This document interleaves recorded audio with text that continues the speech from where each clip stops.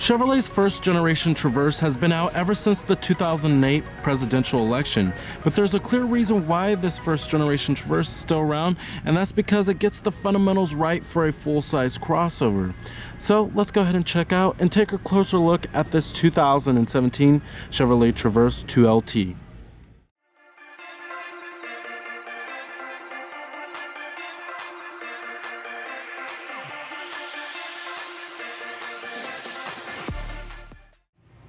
Now, the Traverse is Chevrolet's oldest vehicle in their model lineup, and in terms of styling, it certainly is getting pretty dated. Don't expect to find anything like projector headlights or any kind of LED lighting on this vehicle.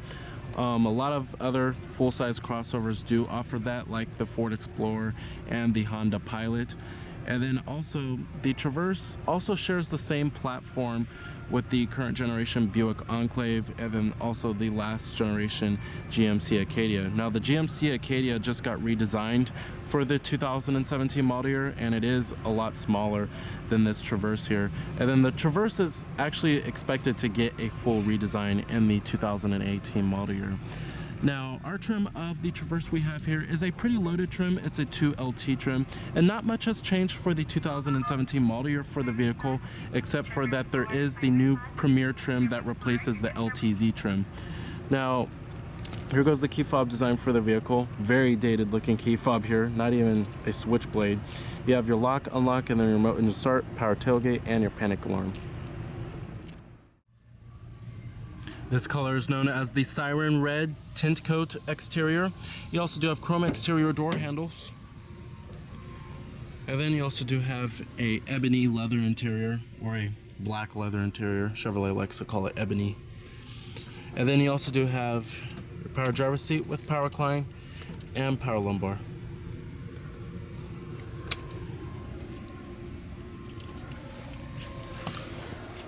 Stepping on inside of the vehicle here, the step-in height is actually pretty high for a crossover.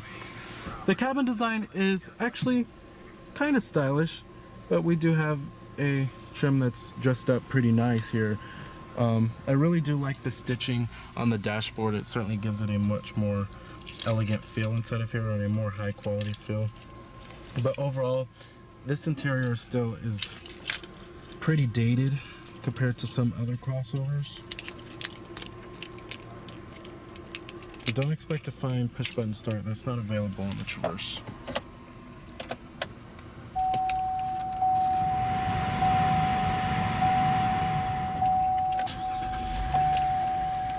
And what you're hearing there is GM's very familiar 3.6 liter V6. Full leather wrapped steering wheel. Coming to your transmission, we have a 6-speed automatic transmission. Nothing too fancy here, no dual clutch or anything like that. You do have lower gear selection. And when you put the vehicle into reverse, this will display your rear view camera with guidance lines and trajectory. And I'm gonna go ahead and turn on the headlights. You also do have fogs and the hazards. Let's go ahead and check out the exterior of the vehicle. Automatic driver's side window, and let's go ahead and pop up the hood and check out the engine bay. Now, Chevrolet actually slightly updated the Traverse in the 2013 model year, and they did the typical putting on some new headlights and tail lights, and then they also revised the interior a little bit too. But this has still been the same overall basic design since 2009. You also do have these pretty good looking 18-inch alloy wheels. Coming up front, big old halogen headlights. Kind of miss those days when cars used to have that. Then you also do have projector beam headlights. A lot of cars, you won't find that on new vehicles anymore.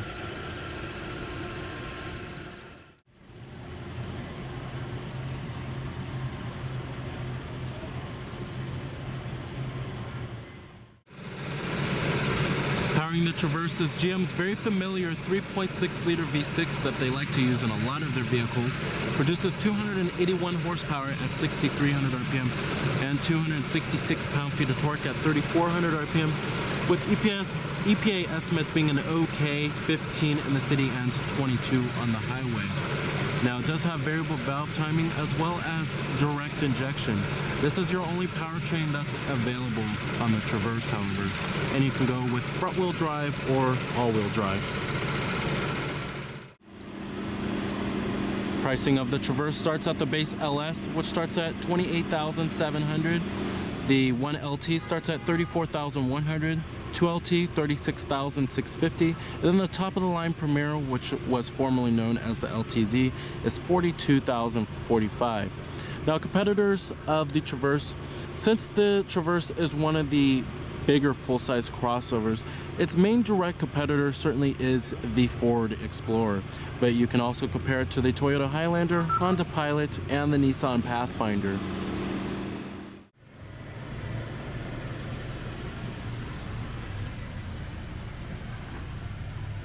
You have roof rails on top with crossbars.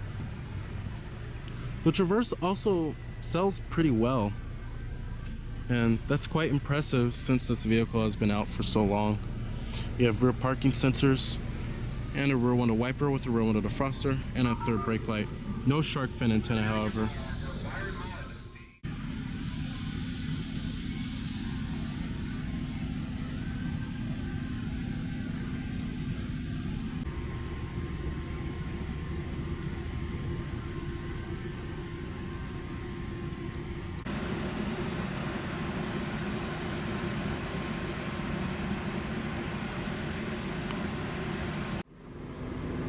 EPA estimates, like I said, are 15 city, 22 highway. And here goes the government 5-star safety ratings. The overall vehicle score is actually 5 stars. Pretty good. And then here goes the parts content information. Final assembly point is in Michigan. Country of origin, the engine comes from Canada, and then the transmission is from the US. Total vehicle price for this particular one is $41,950. Pretty pricey there. Of course, you have all of your basic power necessities: power windows, door locks, power mirrors, and then you also do have chrome interior door handles as well as memory seats for 2 people. The mirrors also do power fold, which is a nice little feature. Interior quality in the Traverse is pretty good. The materials are nice. You have nice soft touch materials everywhere inside of the vehicle here, like on the armrest, mid-door panel, and the upper door panel. You also do have the nice premium stitching. Dashboard is also nice and softly padded, and it's nice and stitched everywhere inside of this vehicle. Overall, it's a pretty high quality feeling. Build quality is okay, certainly not on par with some of its rivals, but it's alright. Interior quality is pretty good for the most part though, but some of the plastics do feel kind of cheap inside of here. They do feel kind of flimsy. Coming to the Stairwell Design, very dated looking steering wheel here. I rather much preferred Chevrolet's newer steering wheel designs, but coming over here you have your cruise control, and then steering wheel mounted audio controls and Bluetooth phone controls, as well as voice recognition. Let's go ahead and test out the voice recognition. Say a command or say help. Radio commands. Say the AM or FM station number, or say the XM channel name or number. Tune to 103.5 FM. Tuning to 103.5 FM. Does work fairly well. Now the gauges certainly need some work in the Traverse. They are really dated looking in this vehicle. Don't expect to find like a LCD display or a TFT instrument cluster. That's not available here, but it does everything it needs to do. You have your tachometer, your speedometer, all that typical stuff, battery voltage, fuel gauge, and then you have your information center right there. But it looks like it came straight out of 2005 rather than 2017. But it shows you your odometer, and then it shows you also what gear you're in. Then it shows you your oil life percentage. You can turn your park assist on or off, your rear cross traffic alert, and your blind spot detection. You can change the units too from English to metric. Shows you your tire pressure. All that good stuff. One thing I really do love about the Traverse's interior is that it does feel very roomy inside of here. There's lots of space just to stretch out, and I certainly don't feel claustrophobic inside of this vehicle. Tons of space here. Down here you also do have a little storage compartment, USB charging port, 12-volt power outlet, dual cup holders, and some more storage cubbies, change holder. Then you also do have a sliding armrest. And then you have some storage right here too, as well. Pretty nice. Here goes your glove box, nice and damp. You also do have your heated seats, 3-staged for the driver and the front passenger. Power tailgate button is also located right here. You can turn it off if you would like. And then you have your tow and haul mode, traction control off, and your rear window wiper button. Coming to the climate controls, you do have dual zone automatic climate controls. However, it's pretty dated looking, and then also it's dated in its functionality too. There's no touch sensitive buttons going on here, and then also the buttons are very small.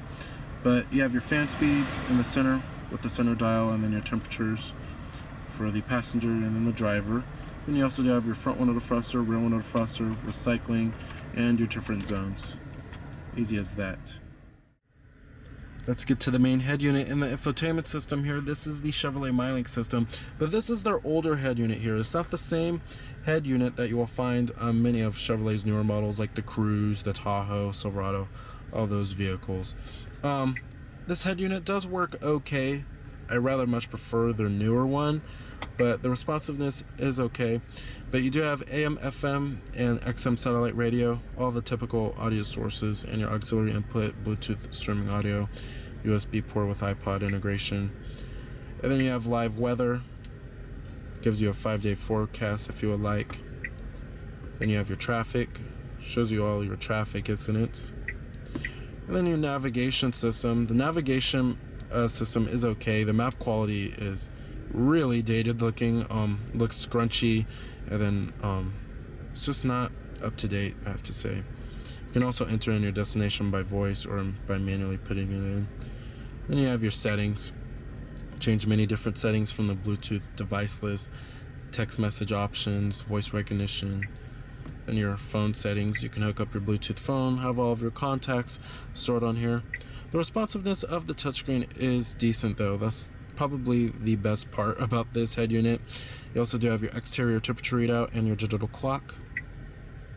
Then you have your picture viewer, Stitcher Smart Radio, Pandora, but you have to have a data connection, of course.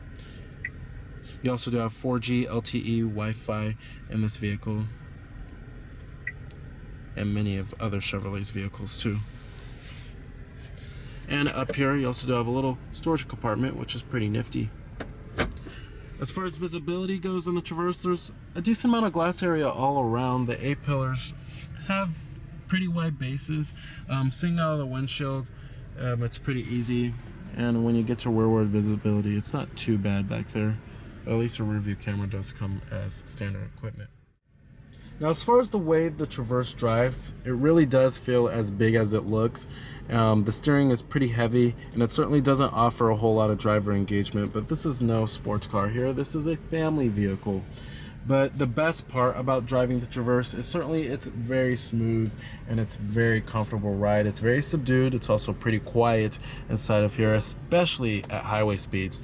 The 3.6 liter V6 certainly provides enough power for this vehicle, but some rivals like the Ford Explorer do offer more power with their engine options. So if you're looking for better towing capabilities, or if you're looking for better power, you may want to check out some of the Traverse's rivals. But the ride quality is the best part about the Traverse. Alright, and I'm going to go ahead and shut down the vehicle. Let's go ahead and check out the rest of the Traverse. Let's go ahead and check out the rear seat passenger space as well as the cargo space. Materials do follow through in the rear. You also do have a cup holder right here. And then you have still more of that really nice stitching that gives it a more high quality look and feel.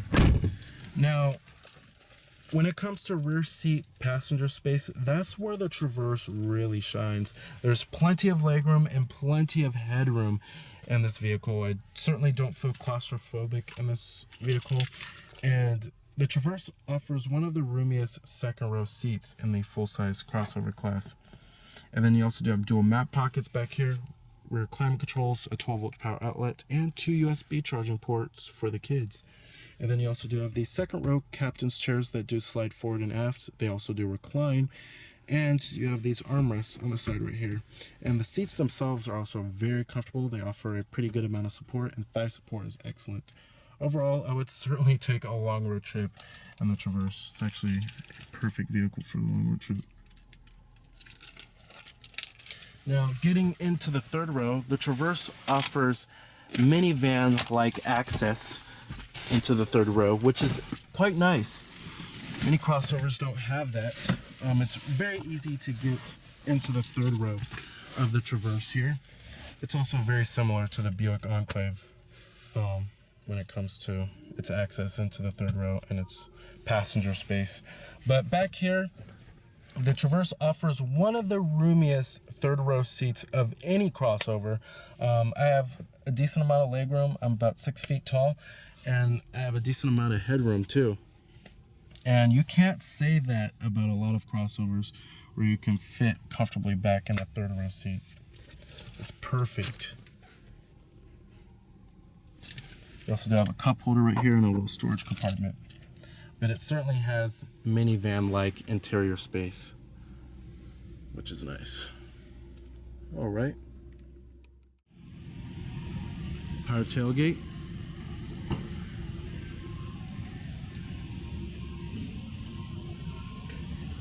Now the Traverse also even offers a decent amount of cargo space even behind the third row. And of course, these rear seats do fold down, 60-40 split. You can also fold down the second row seats too. But cargo space is actually very similar, or not even better than the Chevrolet Tahoe, which is way more expensive than the Traverse.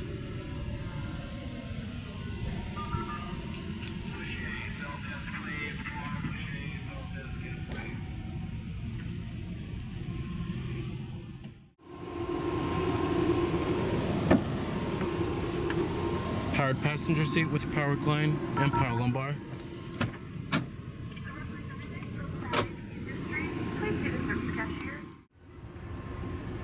So the 2017 Chevrolet Traverse is an excellent vehicle, especially for families if you're looking for an interior with lots of space for cargo and occupants. It also has a pretty refined V6 engine and a very agreeable ride quality. However, its design is just getting pretty dated, which is keeping me from giving it a perfect rating. But the 2017 Chevrolet Traverse, if you're looking for a full-size crossover with lots of interior space, there's only a few other options out there. So remember that this is Cameron Birch from Cameron's Car Reviews.